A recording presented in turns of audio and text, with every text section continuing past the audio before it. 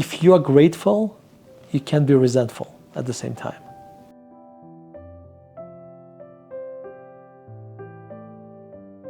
A question I get usually from younger folks, what would I do differently if I was 20, when I was 18 or 20 years old? The kind of four things come to mind. I would be kinder to people. That's number one. Number two, I would study Stoic philosophers. I wish I studied them when I was 18 and 20, because my life I would have had a lot less anxiety and volatility of negative emotions in my life. I would be a lot more present. I always wanted to be in the next place. I remember I was in Austria, in Vienna with my father. My father told me, Vitaliy, you always want to be in the next place. And I want to picture this. I'm literally sitting in Vienna Opera House, where Gustav Mahler conducted. And I was listening to La Bohème, which is my favorite opera. And I'm thinking, oh, tomorrow for breakfast I'm gonna have eggs.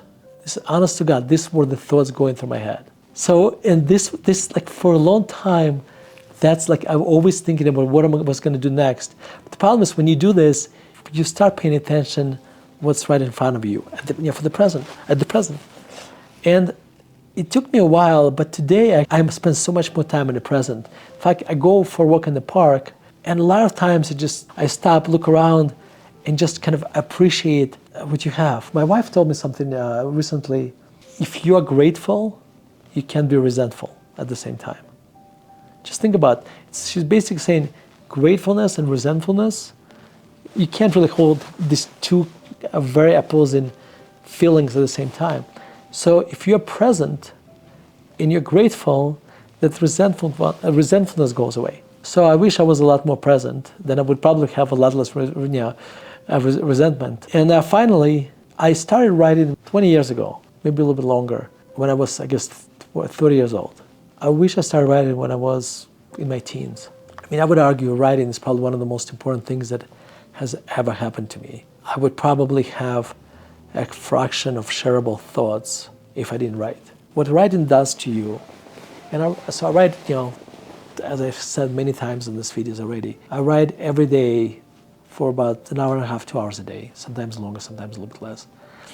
And what writing is really just, it's a focused thinking. You sit down, you stare at the computer, you try to do nothing else, and you think. And what's the most incredible thing, you have no idea where it's going to take you. Absolutely no idea. I sit down to write today about one thing, ended up writing about something completely different. It's almost like I created thoughts I didn't have just because I sat down to write. I wish I started writing when I was 10, 15 years younger. Those are the things I wish I did when I was 18, 20 years old. Hey, thank you for watching this video. If you want to learn more about life, classical music, philosophy, and investing, make sure to subscribe to my articles and visit investor.fm. Thank you.